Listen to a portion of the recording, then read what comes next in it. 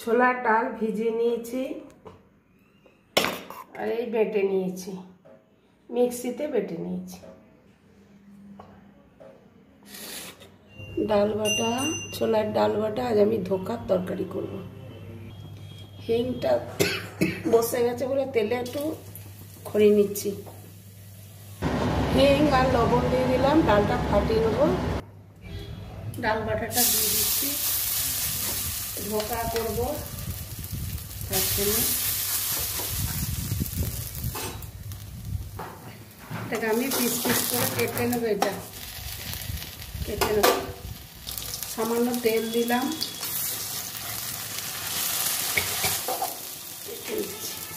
ধোকাটা কেটে নিলাম, ভেজে নিচ্ছি।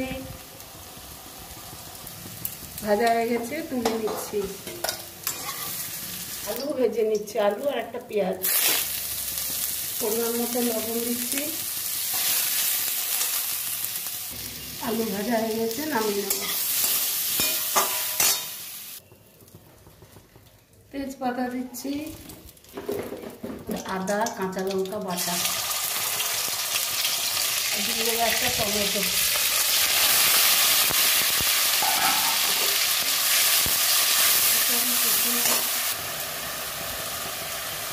জিরে গুঁড়ো, গরম মশলা, লঙ্কা গুঁড়ো, ধনে গুঁড়ো, হলুদ, মশলাগুলো সব আমি দিয়ে দিচ্ছি। ভালো মতো ভেজে নেবো সামান্য জল দিয়ে, ভালো করে কষে নেব। মশলাটা কষা হয়ে গেছে, আলুগুলো দিয়ে দেবো।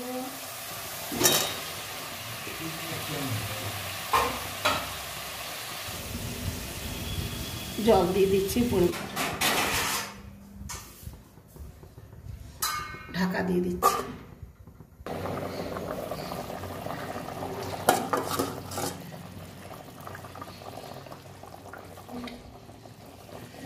ধোকাগুলো দিয়ে দেবো।